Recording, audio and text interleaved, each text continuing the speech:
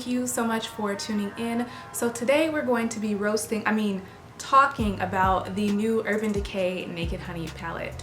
Now, I'm actually surprised that this received such a negative reaction from the beauty community at large, because this was one of those palettes where I looked at it and I was like, you know, this isn't for me, but I'm sure the people will like it. But no, I was wrong. The people were not here for it. They were not having it. I looked at the palette and thought it had a nice sort of like grungy, mustardy type of theme running throughout it. Seemed very seasonally appropriate.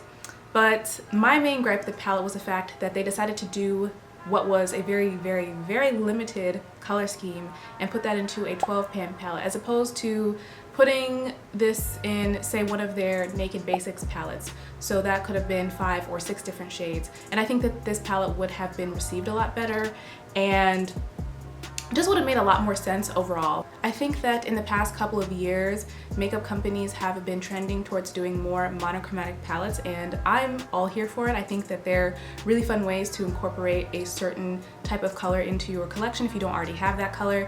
But I think that they make sense in smaller numbers and smaller layouts. So for example, the ColourPop 9-pan palettes, the Huda Beauty Obsessions palettes, which are also 9 pans, or the Dose of Colors Quints.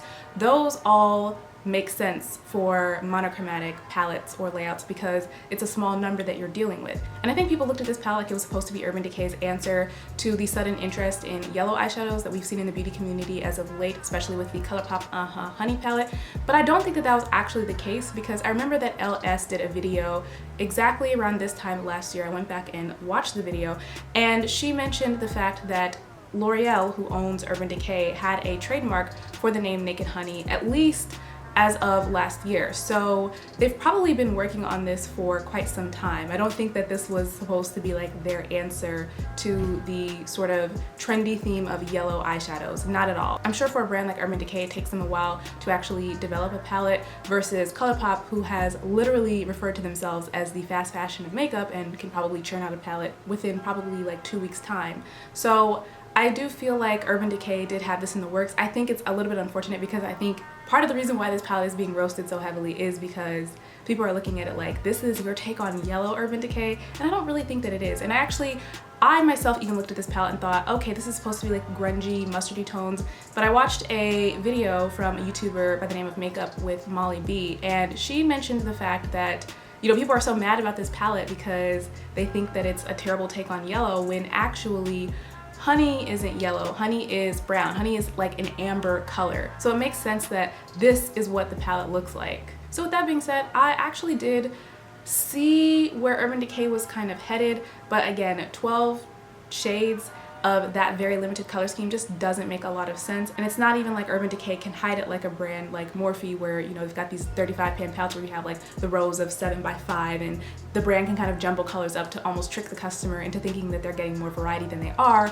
Instead, Urban Decay has these 12 pans laid out in front of you, basically from light to dark, so any similarities in the palette are going to be very glaring to the consumer. Because I still liked the color theme that Urban Decay went with in this palette, I decided to go ahead and put my spin on it and do the palette in what I think really it should have been, which is a much smaller selection of shades. And I think I'm going to call this the Urban Decay Naked Honey palette in 10 shades or less, and this is probably going to be a series, seeing how brands are coming out with these larger palettes in monochromatic color schemes that just don't make any sense. So I created 3 different quads of single eyeshadows that I have in my collection, and the reason why I created 3 different quads is because for the first quad I created, I think it was really more so based on my idealized version of this palette, or what I was expecting this palette to be, and it was based more around the sort of like grungy mustard tones and not really, again, what the color of honey is. But I decided to include it anyways because I think that a lot of people have looked at this palette and thought that that's what it was supposed to be anyways, and it is a nice color scheme, not gonna lie. So then I decided to create a quad of eyeshadows that I thought really more so represented honey, and I used Looxi beauty shadows. That's actually what I have on my eyes today, so hopefully I've done the is honey considered a condiment? I guess it kind of is, but hopefully I've done honey justice with this eyeshadow look. But unfortunately, because 3 of the 4 shades in my Looxi quad are shades that have been discontinued from Looxi, I decided to go ahead and create another quad of MAC single shadows, because I know that MAC is pretty accessible And on top of that, I feel like the tones that I went with in the MAC palette are very, very neutral. And I think, again, more so in line with what this palette actually was trying to do, which was to create this very, very neutral, slightly yellowish toned palette. But again, do you need 12 of those shades? And do you need to spend $54 on that? I think absolutely not. And maybe this will even encourage you to look through your collection to see what kinds of tones similar to these you have in your collection as well. So I thought I would start off with the quad that I'm wearing on my eyes, since I think this is the one that best encapsulates the tones of Honey. And like I said earlier, these are all Looxi Beauty shadows. Unfortunately, 3 of which have been discontinued, but I'll go ahead and talk about each of them. So this first one here is called Butterscotch, and this is a really nice sort of like yellow tone golden brown.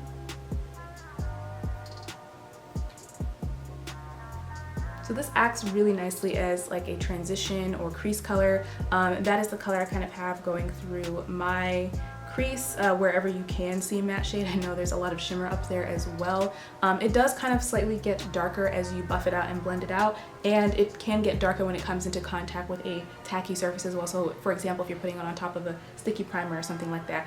This shade, like I said, not available, but I do have a good alternative that I would proffer, which is MAC's Uninterrupted, which is another golden tone brown. The only difference between this and Uninterrupted is that Uninterrupted is slightly lighter, but it is a really nice golden tone brown. And then another one that I would also recommend that is leaning more towards yellow as well is the shade Toasty from Clionadh Cosmetics. So I know this next shade was perfect for this palette because it's called Amber, which, like I said earlier, I think is what you would classify the color of Honey as. And I think you can actually probably tell that this is really as close as it gets in terms of getting the color of Honey down. Like, those are pretty similar if you ask me.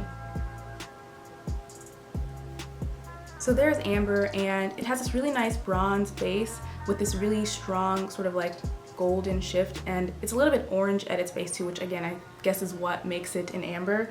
I really couldn't find anything in my collection that I thought was very similar to this because my instinct was to pull for things that were sort of like copper tone, but then those leaned too orange or too red. So yeah, I really hope that Looxi Beauty in the future either re-releases this shade or just comes out with something very similar to it, because ironically the only other shade I found in my collection that was somewhat similar to this was another Looxi Beauty shade that has also been discontinued. This next shade in here is one that is fortunately still available, and it's a really stunning shade actually. It's called Sunkiss, and it's a very pretty, I would say, metallic goldenrod. It's really pretty. And I have the shade Amber on my sort of like outer portion of the lid, and then I have Sunkiss on the inner corner and also just into the inner third of the lid as well. And then the last shade I have here is Cappuccino. This is honestly the least essential shade in the palette, I would say. It is more of just like a slightly yellow leaning brown, but I think honestly any neutral brown will do the trick. This isn't so yellow that it would make that much of a difference in your look, so any sort of like neutral brown that you have in your collection would work pretty well in lieu of Cappuccino. Next up I have my MAC quad that I created, and as you can see this one looks a lot more neutral, the only pop of color in here being this one called Goldenrod, but unfortunately this is the one that has been discontinued. They do have another matte yellow in their line it's called Chrome Yellow, which is closer to a true yellow, but I still think it has quite a warm undertone to it, so you might want to look into that.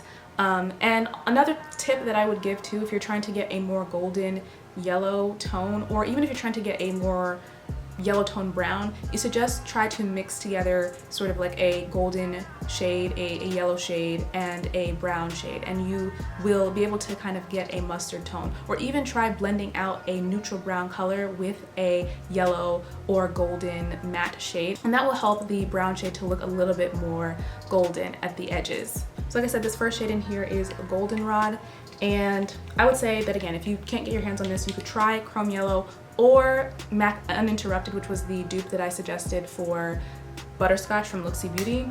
This one does not swatch very well. Yeah, it's not going to swatch well at all, but it applies much better than it swatches.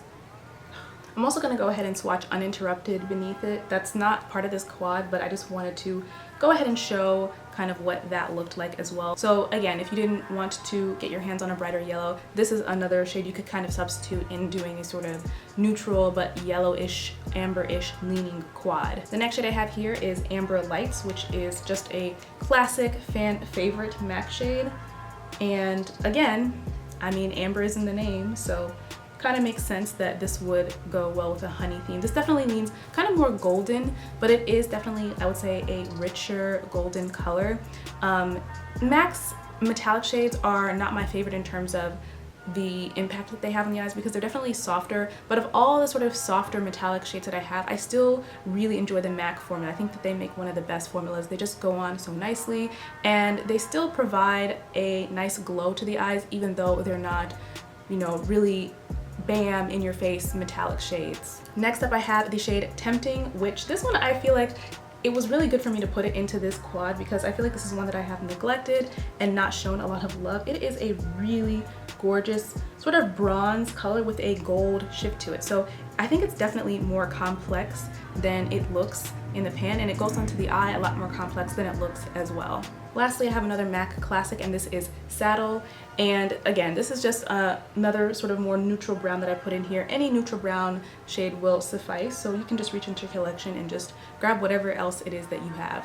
Okay, lastly now, I'm super excited because I get to swatch what I think is my really fun quad. So this is the quad I put together of Devinah Cosmetics eyeshadows, and these are all available, fortunately, and they're really stunning shades. So this is more of my idealized version or kind of just what I had imagined in my head when I first saw the Urban Decay Naked Honey palette instead of actually thinking about what the actual color of honey is. So we'll go ahead and swatch these. This first shade right here is called Daybreak, and in the pan it just looks like a pretty generic gold shade, but again it's definitely more complex. I think Looxi and Devinah are really good at doing these more complex metallics, especially when it comes to shades that are otherwise kind of dull or just kind of saturated on the market like gold. So this is Daybreak, and as you can see, hopefully the camera is capturing it. It is this really gorgeous, again I would say it has this like deeper gold-ish base to it, but then it shifts to this kind of brighter gold, almost slightly headed towards green, but not quite there. So this is an absolutely stunning shade. This next shade is Bambi, and this is again just a sort of warmer matte brown, and I think this is actually perfect for this palette as well though, because I would say that this is like a matte version of an amber.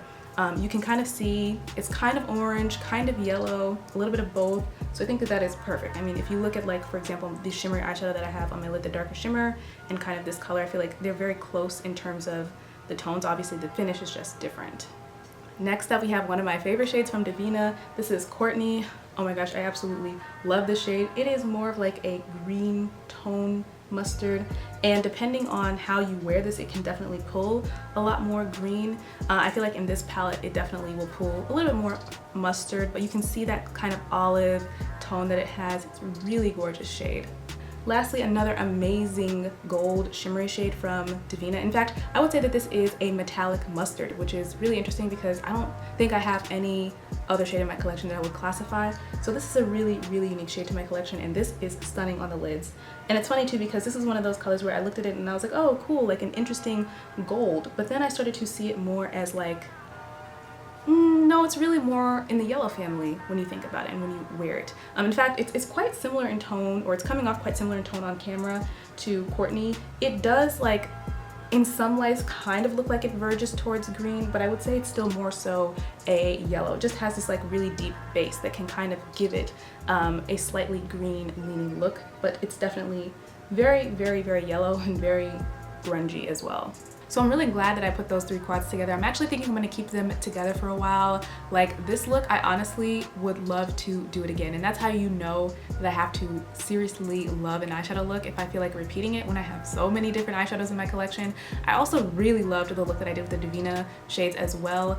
And I liked the look that I did with the MAC shades too, so I think I'm going to keep those quads together for a while because I think that these are very seasonally appropriate shades as well going into the fall season coming up. And hopefully this also encourages you, if you were maybe interested in some of the tones in the Urban Decay Honey palette, maybe you can look for those types of tones in single eyeshadows for those that you might not have in your collection, because I guarantee you most of the palette is in a color scheme that we all already have in our collection. And even for the shades that you don't, you could always just go out and get those tones from other brands that do single eyeshadows instead of spending $54 on an entire palette. Not to mention the amount of duplicate shades within the Urban Decay Naked Honey palette itself. I think most people would probably be better off just finding those tones that they feel they don't have in their collection in single eyeshadows and adding them to their collection and using them with the plenty of brown shades that they probably already have in their collection. So if you found this video enjoyable and or informative, please feel free to give it a thumbs up and subscribe for like content. But either way, thank you so much for watching, and I hope to see you in my next video. Bye!